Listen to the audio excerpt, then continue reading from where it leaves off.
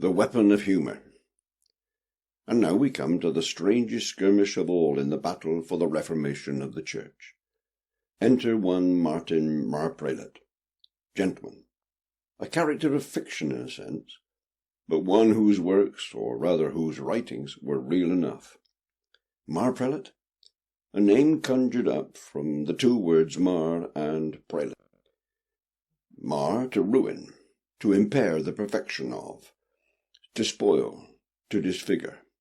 Prelate, a high ecclesiastical dignitary, such as a bishop. Hence Marprelate, one who spoils, disfigures, or impairs the perfection of bishops and other church bigwigs. Who was Martin Marprelate, gentlemen? Who indeed? Nobody ever found out.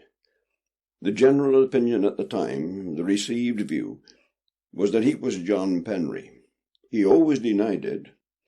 Granted that, it all depends on what question he was asked, does it not? Whether Penry was Martin or not was never proved. In any case, proof did not matter. Suspicion was enough for Archbishop Whitgift's purpose. Somebody had to pay. That somebody was John Penry. He was hanged. As I explained in the previous chapter, Penry published a petition to the Queen and Parliament in March 1587, in which he appealed for preachers of the gospel to be sent into Wales. For that offence he was imprisoned, and tried under the Star Chamber decree of 1586. This trial, with its related public notoriety, brought Penry to the attention of certain Puritans, and led to further contact between them and Penry. One of the men involved was John Udall, a Puritan minister at Kingston-on-Thames. He had also published secretly and illegally, in his case a treatise advocating Presbyterianism. Udall was eventually sentenced to death on suspicion of being Martin, but it was commuted, and he died in prison in 1592. King James of Scotland called him the greatest scholar in Europe. Another member of the group was the witty Job Throgmorton, a learned and eloquent Oxford graduate, a Puritan landowner, and an MP. Another was the Puritan printer Robert Waldegrave. It is likely that the four met at Kingston, where they decided upon a plan to prosecute the next stage in the battle to recover New Testament church life. They would do this by the publication of anti-clerical literature. Throckmorton supplied the money to buy a printing press, and by the autumn of 1588 they were ready. A golden opportunity awaited them. The Anglican Dr. Bridges, Dean of Salisbury, had published a book in 1587 entitled A Defence of the Government of the Church of England, a ponderous volume of over 1,400 pages. Truly, it was a ridiculous effort. One sentence was actually 150 words long. It was incomprehensible. This massive tome was a sitting target, and Martin let fly in November 1588 with both barrels. He simply couldn't miss. Thus, out of the blue, an anonymous tract appeared on the market, said to be published at the cost of Martin Marprelate, gentleman. This illegal tract poked fun at Bridges' volume, mocking the work mercilessly. The upstart publication was a piece of pure genius in satire, clearly showing that Martin possessed a ready wit and the gift of plain speaking. Bridges' attempted defence of the state church met with short shrift. Nor did Martin confine his attention to the learned doctor. He mauled the bishops too, quoting their own sermons in books back at them, accusing them of hypocrisy and worse, giving chapter and verse to support his claims. He deridingly addressed them as brethren bishops, my learned brethren, while calling himself your brother Martin. Meanwhile, the secret press moved location, and in December 1588 another tract appeared. The press moved again, and in February 1589 a third tract was published. A fourth quickly followed. Martin was no fool, whoever he was. Neither was he interested in a joke for a joke's sake. He did not lampoon the bishops just to get a laugh. He had a serious purpose in hand. He said he was determined that the arguments about the reformation of the church should be more widely known and discussed by the man in the street, not buried in ponderous tomes read only by the few. He set out to make the subject popular, in the right sense. He understood enough to pick out the point at issue between Whitgift and the Puritans, which was whether the government of the Church of England be a thing so prescribed by the Lord in the New Testament, as it is not lawful for any man to alter the same. Martin knew that his mockery angered the Anglicans and the Puritans, both Episcopalian and Presbyterian, and that many Puritans objected to his humorous approach. He justified himself by arguing that a jest was lawful in the circumstances, and he made sure that he never profaned the word of God. He replied to his critics by saying, "The Puritans are angry with me. I mean the Puritan preachers. And why? Because I am too open, because I jest. I jested because I dealt with a worshipful jester, Dr. Bridges, whose writings and sermons tend to no other end than to make men laugh. I am plain. I must needs call a spade a spade. There be many that greatly dislike of my doings. I may have my wants, I know, for I am a man, but my course I know to be ordinary and lawful.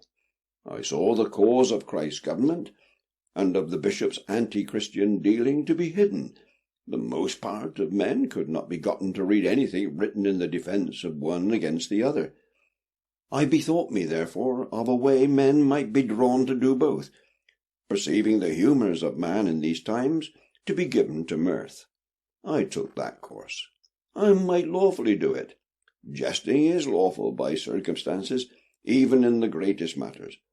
I never profane the word of God in any jests. The Lord being the author both of mirth and gravity, is it not lawful in itself for the truth to use either of these ways when the circumstances do make it lawful? Martin nailed Whitgift along with Aylmer, Bishop of London, whom he accused of being a dumb minister, one who used profane language, who did not pay the bills of tradesmen. He further accused him of stealing a piece of cloth, playing bowls on Sundays, and selling the timber from church estates to line his pocket with the proceeds. Now Aylmer, as a bishop, was known to be severe against any who disagreed with him, handing out heavy fines and imprisonment. For this Martin was scathing, quoting Aylmer's own book back at him, written when he, Aylmer, was a Marian exile and sympathetic to reform. In another passage Martin was caustic over a grovelling sermon preached by the Bishop of Gloucester, the main point of which seemed to be the meaning and distinction attached to the name John, John being the first name of both Whitgift and Aylmer, of course. Others came in for rough treatment too. The Bishop of St. David's was a bigamist. There was the notorious scandal over the Bishop of Winchester's wife, and so it went on. Martin promised that if the bishops would encourage preaching, get rid of popish garments, grant him an amnesty, then he would stop. If not, the hatred which Martin aroused was immense. Whitgift was incensed. He was livid. He ordered his spies to catch Martin, and they certainly did their best. Throughout 1589 they tried their utmost, hunting high and low. Waldegrave went to France. Penry dodged from place to place, but the output of tracts continued. 2 more appeared in July 1589. Then another. The press was seized, but a replacement press, poorer but usable, produced 2 more tracts, the last in September 1589. Thus 7 tracts came out in about 10 months. Penry, in disguise, had been constantly on the move in fear of his life, but the tracts kept coming. Not only that, Penry was also publishing works under his own name. The Marprelate tracts certainly accomplished what their author intended. He ensured that the knowledge of the details of the controversies concerning the reformation of the Church did spread far and wide. His stout blows against the stuffy pomposity of the bishops brought a new dimension to the whole question. Martin's blunt speaking, his sharp and stinging satire, made for bright, racy reading. He was no mealy-mouthed wit, nor did he pull any punches. He named names. He offered an open kind of blackmail which highly amused his public. a bloated bishop, would be warned in one tract that unless he mended his ways, further revelations would follow. The tracts were impertinent, full of spicy stories and gossipy scandal.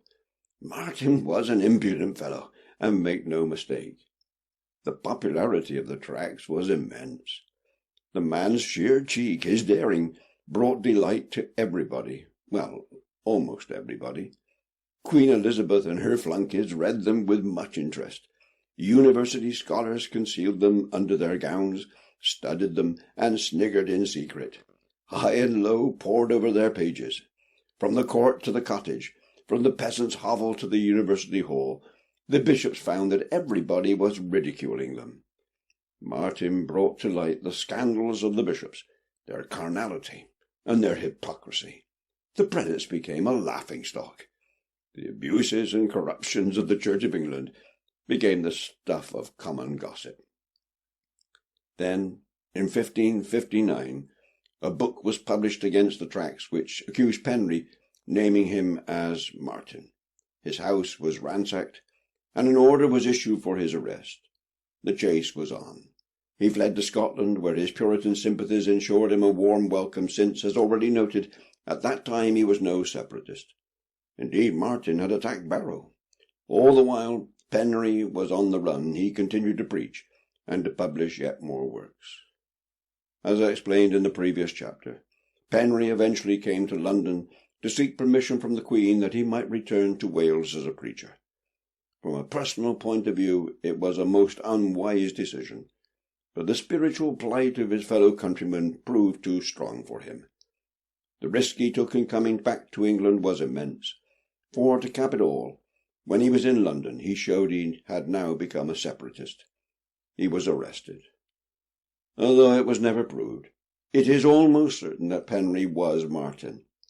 Penry certainly played a large part in the whole affair. He denied it, but of course, as I've said, it all depends on the exact question that he was asked. Whitgift's rage was unbounded.